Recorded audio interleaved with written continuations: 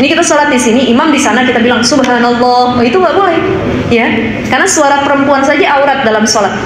Maka cara perempuan ngingetin imam adalah dengan menepuk tangan.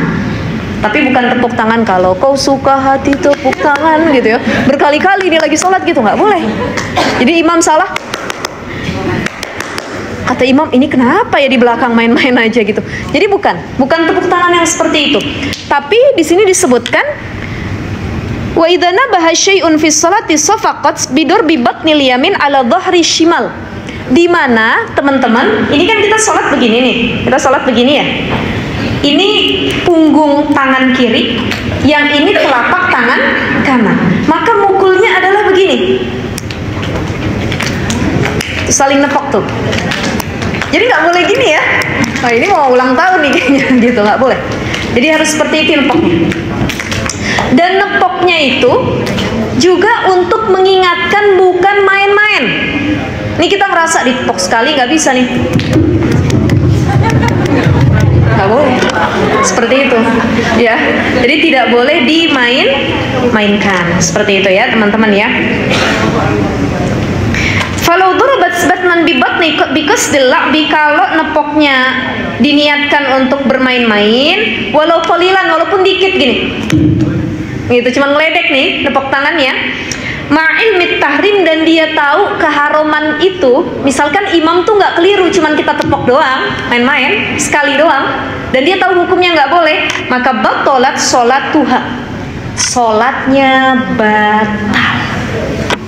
Wal khunsa kal mar'ah. Khunsa hukumnya sama kayak perempuan. Apa itu khunsa, teman-teman? Kalau khunsa yang sholat hukumnya sama kayak perempuan. Khunsa itu bukan banci ya, bukan. Tapi khunsa itu adalah orang yang punya kelamin ganda. Orang yang punya kelamin ganda itu beda. Yang, mohon maaf, apa sih, yang dia biseks ataupun dia merubah penampilan, misalkan laki-laki jadi perempuan atau perempuan jadi laki-laki. Kalau khunsa ini, dia tuh sejak lahir memang punya dua kelamin. Tapi ketika besar nanti di cross check lagi, dia datang lagi ke medis, ke dokter yang ahli, dicek organ-organ dalamnya, dia ini lebih dominan ke laki-laki atau perempuan. Pernah kan ada berita tuh yang atlet apa tuh ya, nah, itu namanya ya, saya lupa ya, itu kan ternyata aslinya laki-laki ya, sebelumnya perempuan, tapi karena masih kecil mungkin orang tuanya nggak paham dan nggak tahu, kemudian dia merasa ada yang berbeda, dan di kelaminnya juga berbeda kok ya dengan orang kebanyakan. Ketika besar dites kesehatan, diperdalam di medis ya oleh para dokter, ternyata dia lebih dominan menjadi laki-laki dibanding perempuan. Kenapa? Karena syarat jadi perempuan bukan cuma model kelaminnya yang sama, tapi juga harus ada rahim dalam tubuhnya. Ternyata di dalamnya tidak ditemukan rahim. Gitu. Maka ini laki-laki. Gitu.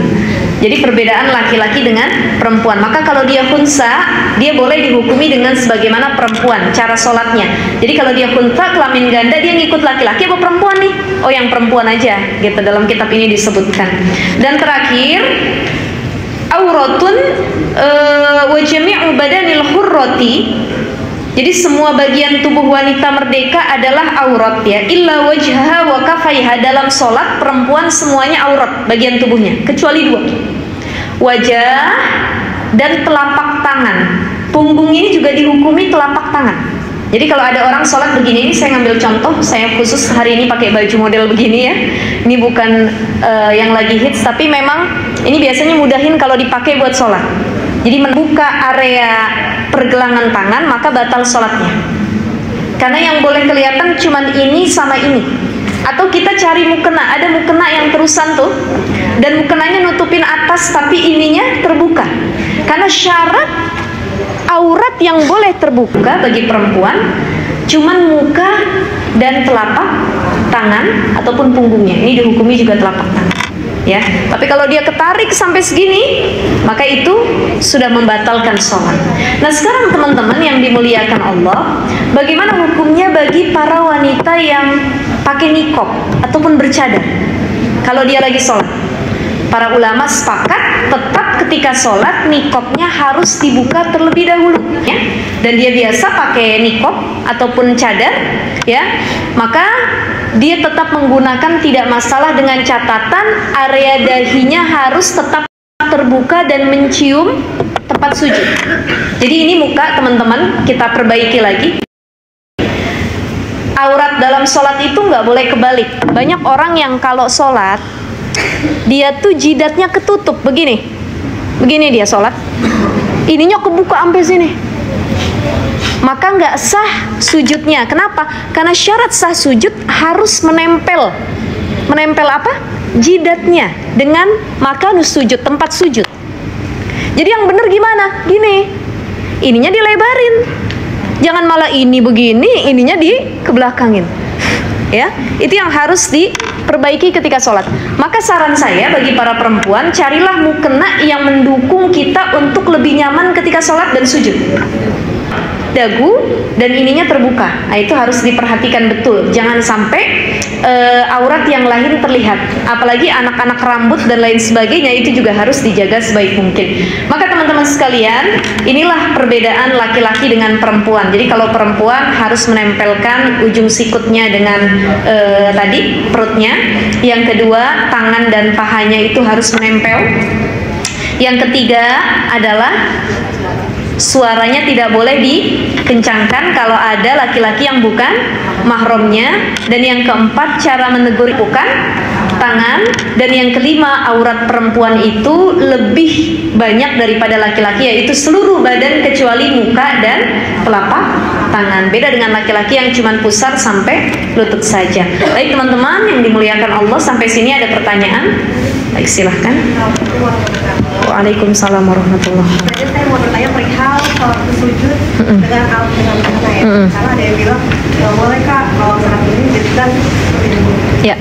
Jadi ini harus nggak ada gitu, apa iya? Kalau gimana gitu? Iya, baik. Sujud dengan mukena atau sorban, ya. Dia pakai sorban, tiba-tiba sorbannya menggelegar, wah, ketiup dan menutupi area jidatnya. Harusnya dia tuh nyium sejadah, tapi malah nyium sorban. Atau perempuan pakai mukena nih. Ketika pakai mukena, Allah, kita sholat nih ya, Allahu Akbar, ini ya, ditutup kan? Maka bagaimana? Nah, ini dia tidak mencangkup syarat sah sujudnya, karena harusnya sujudnya itu dahinya menempel kepada makanus sujud, tempat sujud yang bukan bawaan dirinya. Mukena itu kan bawaan diri, ya. Jadi bagaimana sujud yang benar? Sujud yang benar itu ini, seperti ini teman-teman. Allahu Akbar. Ini tangan kita tadi begini ya. Terus ini kita mencium Allah. Ya, jadi jangan Allahu Akbar. Kalau kita sengaja dikibarin malah ya. Allahu Akbar. Karena sejadahnya bau, ustazah katanya ya.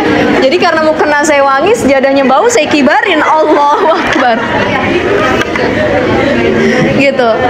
Ya kalau sejadahnya bau atau kita lagi di tempat-tempat yang bukan atau misalkan di pom bensin di mana kan ya, itu kan nggak sesuai ekspektasi kita nih sejadahnya ya. Tetap aja yang penting kan syarat bukan hidung yang suruh nyium, jidatnya. Bukan mulut kita yang bukan. Karena akhirnya kebauan kita kan, bukan ini sama mulut, tapi apa? Dahinya yang suruh mencium. Jadi kan syarat sujud itu tangan, telapak tangan yang harus nempel, dahi, kemudian kedua lutut itu harus nempel, ya. Allahu Akbar, subhanallah, gitu. Ya kalau bau tahan dulu hidungnya, gitu ya. Jadi seperti itu ya Mbak ya. Jadi syarat sah sujudnya harus diperhatikan. Kalau itu menempel kepada tempat sujud, maka dia sudah memenuhi syarat sah sujud. Tapi kalau menempel kepada bawaan dari badan kita, itu tidak memenuhi syarat sah sujud gitu ya. Ada lagi? Nah itu kalau saya biasanya, akalinnya kalau pakai mukena, itu kan kita dari ruku ya, sami Allahu liman hamidah. Jadi ketika mau sujud, diginikan aja tangannya. Allah. Kan kita harus anggun tadi lagi sholat. Allahu Akbar. Nah beda kalau yang gerasa gerusuk sholatnya kibar tuh ya. Nah itu harus tahu perbedaannya seperti itu. Baik, ada lagi pertanyaan? Ya silahkan Mbak. Assalamualaikum warahmatullahi wabarakatuh. Waalaikumsalam warahmatullahi wabarakatuh. Ya, kan pada saat kita sujud itu ada pertemuan antara apakah itu juga berlaku buat wanita atau pria juga? Tumit kanan dan kiri. Iya, Gini. pada saat kita sujud. Saya pernah baca Oh itu perempuan. Kalau laki-laki kan tadi dia harus begini, merenggangkan. bukan tumit kaki. Pada Tumit saat kaki. Oh itu buat perempuan. Kalau laki-laki harus dilebarkan. Jadi laki-laki nggak boleh anggunli. Ini saya dari belakang ya, teman-teman lihat ya. Ini laki-laki sholat dia begini. Dia begini. Perempuan banget ini. Dan dia harus begini. Pernah lihat kan? Sering lihat laki-laki kan? Dia agak lebih melebar gitu. Nah kalau perempuan tadi harus sekali lagi apa? Anggunli. Gitu. Nah itu buat perempuan. Berlaku buat perempuan. Karena laki-laki dia harus direnggang. Masuk kakinya gitu ya. Ada lagi? Ya. ini ada beberapa guest yang angkat ya teman-teman itu suka sholat itu jadi kayak sujud kayaknya Nggak baca apa-apa. jadi nggak fokus kayak baru subhanallah Aku udah bangkit lagi gitu. terus duduk di antara dua sujud kan bacaannya juga terus sujud lagi kira-kira bacaannya apa Oh, iya. Bacaan apa sujud? Oh, kalau ada orang seperti itu, ya berarti itu kembali ke oknumnya masing-masing ya, individunya tersendiri ya. Ada orang yang sholatnya 2 menit kelar. Kita nggak tahu, perasaan kita baru baca Bismillah deh Fatihah. Bismillahirrahmanirrahim, dia udah ruku, Allahu Akbar. Kata kita, ini gimana bacaannya? Nah itu satu mungkin karena ketidaktahuan ilmu, dia pikir bisa asal-asal baca, padahal sholat itu nggak boleh ngasal, termasuk dalam rukun qaulinya bacaannya. Ya teman-teman ya, kayak Fatihah itu nggak boleh, Fatihah itu boleh buru-buru, yang penting syarat pembacaan Fatihahnya terpenuhi, makhorijul hurufnya tidak merubah maknanya gitu ya. Rabbil alamin arrahmanir rahim maliki yaumiddin, cepat boleh, yang penting makhorijul huruf dan keseluruhannya benar. Jadi nggak boleh nah itu tidak sah sholatnya karena Fatihahnya tidak benar. Jadi kalau kita melihat sekeliling atau orang-orang oknum teman-teman yang sholatnya demikian, kembali lagi bisa jadi memang belum tahu ilmunya. Yang kedua sudah tahu ilmunya tapi nggak mau diamalin, ya. Atau memang ya dia acuh terhadap sholat gitu. Ya ada orang yang terlalu buru-buru sholat karena ngejar waktu duniawi. Misalnya kita sholat gitu, kita kerja, kita dikasih waktu istirahat setengah jam, sholat kita cuma 2 menit. Kita lupa padahal kerjaan kita pun taufik dan pemberian Allah. Maka ketika sholat harus dikhusyukan, harus dilebih lamakan, dihayati. Kenapa? Sebagai bentuk tasyakur kita komunikasi sama Allah. Ya Allah, alhamdulillah. Itulah kenapa saya sampaikan kemarin di pengajian, Allah tuh nyuruh kita tuh sujud dalam sehari tuh 5 kali.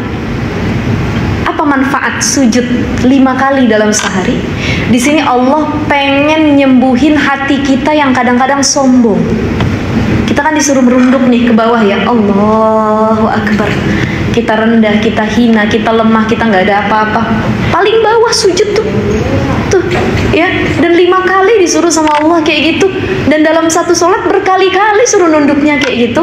Apa maknanya? Siapapun engkau, setinggi apapun jabatannya, sehebat apapun kemampuan diri kamu, tetap kamu itu seorang hamba yang lemah, kata Allah. Apa yang mau kamu sombongkan?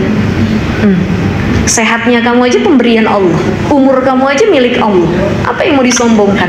Nah itu, makanya prosesi sholat, ritual ibadah sholat yang kita lakukan sehari-hari perlu ilmu, perlu kekhusyuan, perlu benar-benar. Kenapa? Karena di situ momentum dinilai diri kita oleh Allah Subhanahu wa Ta'ala. ya, awwalu ma yuhassabu bihil 'abdu yaumal qiyamah as-shalah. Yang pertama kali dihisab nanti adalah salat. Insyaallah mudah-mudahan salat kita bisa diperbaiki dari semenjak hari ini sampai selanjutnya. Yang sudah dapat pengetahuan tentang salat mudah-mudahan bisa diinfokan kepada kawan-kawannya yang mungkin belum tahu ya, insyaallah. Baik teman-teman, karena sudah jam 1, teman-teman waktunya terbatas juga harus kerja lagi. Insyaallah lain waktu kita silaturahim lagi.